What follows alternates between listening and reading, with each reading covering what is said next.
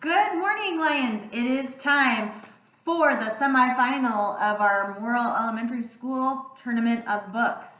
Today, our stories are That's What Dinosaurs Do by Jory John and illustrated by Pete Oswald. This one is by Harper Publishing. It's up against Don't Eat the Teacher by Nick Ward, published by Scholastic. Now, I've read these books many times, and William, the dinosaur, he gets a sore throat from all that roaring, and I will tell you that as I have read these books, first of all, I feel really silly roaring and crunching as a shark, but it really does give you a sore throat, so I don't advise roaring if you're a person, because it definitely gives you a sore throat. But today, I have Taylor here to do the sound effects for me. So, our first story is That's What Dinosaurs Do. Can you see the words? 2022.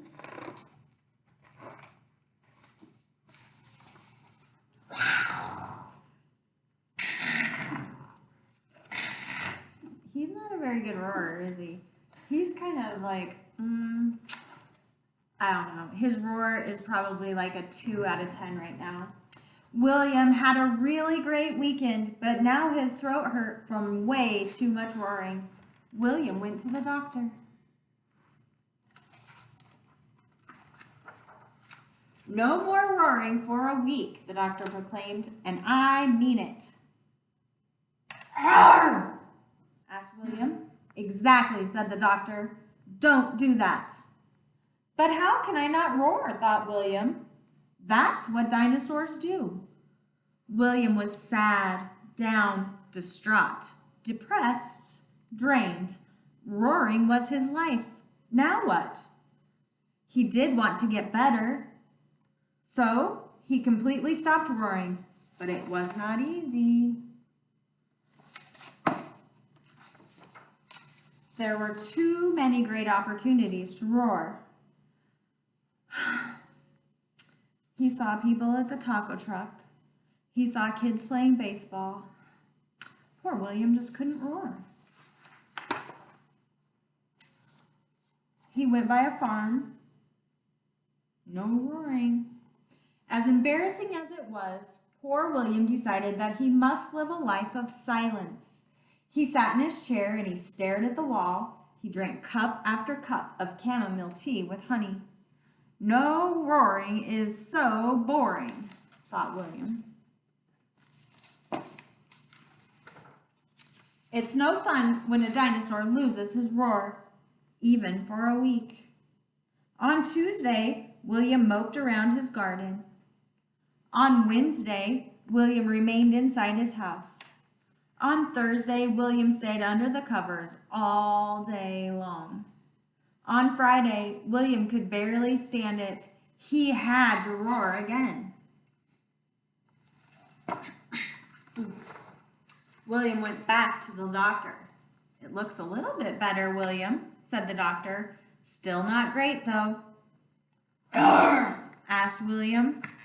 You may roar, said the doctor, but if you roar too much, your throat will surely hurt again. Outside the doctor's office, William spotted the mailman, who smiled and waved. William waved back.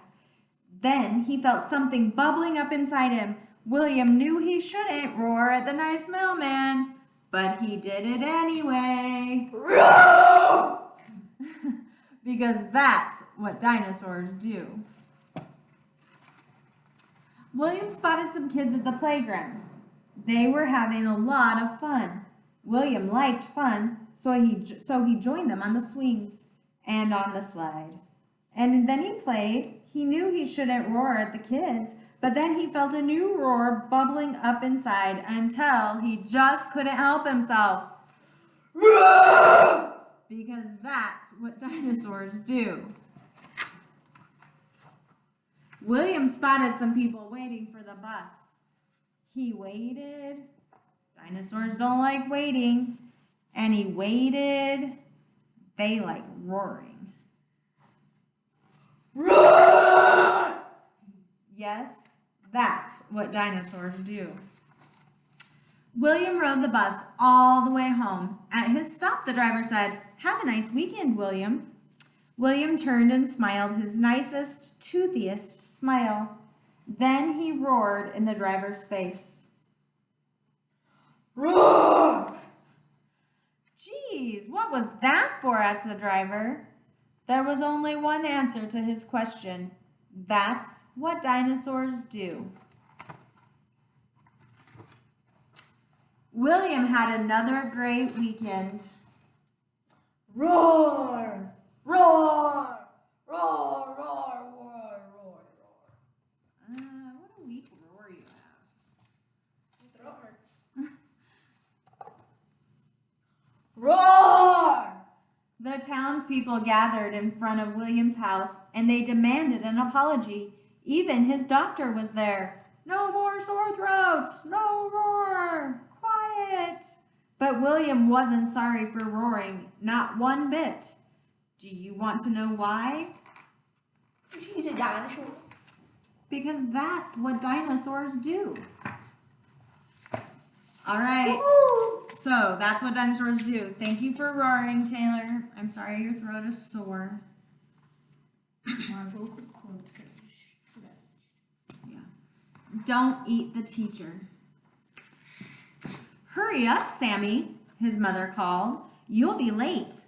Sammy dived downstairs for his breakfast. It was his first day at school, and he was very, very excited.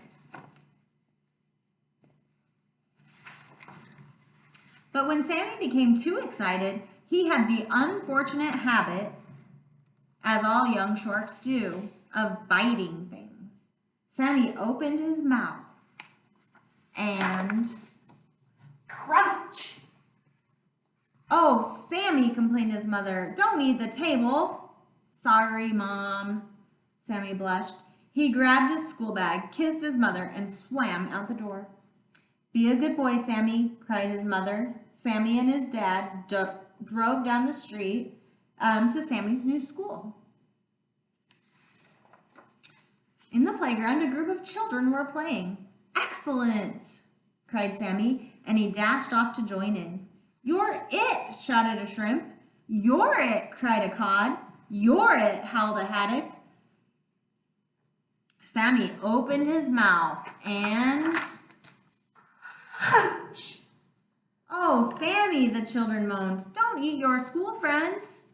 "Sorry," blushed Sammy. He hiccuped politely and out swam a little fish. "Am I still it?" The bell rang and the fish swam off into their classroom. "Good morning, children," beamed the teacher. "Let's start the day with a really good story." "Excellent," thought Sammy, flapping his tail in excitement. "Here we are," said the teacher. "Here's a story we can really sink our teeth into." Sammy opened his mouth and... Crunchy! "Oh, Sammy," cried the children, "don't eat our story." "Sorry," blushed Sammy. "Never mind," smiled the teacher. "Let's try some painting instead." Splish splash, Sammy loved painting. He was so excited, it was hard not to nibble his paintbrush. "Finished," he called. "Sammy, that's lovely," said the teacher. "It looks good enough to eat." Sammy opened his mouth and... "Oh, Sammy," groaned the teacher. "Sorry," blushed Sammy. "Never mind," said the teacher, giving him a cuddle. "It's music now." "Music and movement," called the teacher. "As I play the piano, I want you all to pretend that you are seaweed, swaying in the gentle current." "I'm seaweed," thought Sammy, drifting and stretching as elegantly as he could. "The current is getting stronger," sang the teacher. The children started to dance even faster. Sammy started to get excited. "Now you are a storm," the teacher cried. "A terrible storm, destroying everything in its path." "I'm terrible storm," Sammy yelled. He opened his mouth and... Crunch! Crunch! Crunch!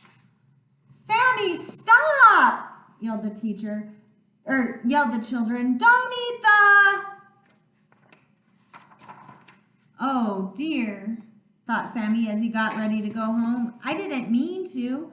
Tomorrow I'll be good. Really, really good.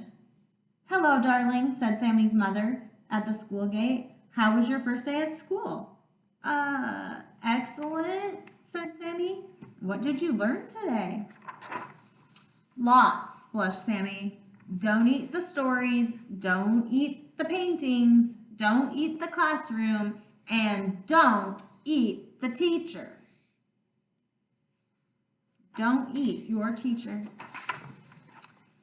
All right, so you have until tomorrow night, Thursday the 23rd, to vote for your favorite story that will go on to the final round. It will be against Three Billy Goats Gruff or Dragons Love Tacos. We'll find out both winners tomorrow, and we'll have our final stories on Friday. Have a great day, everyone.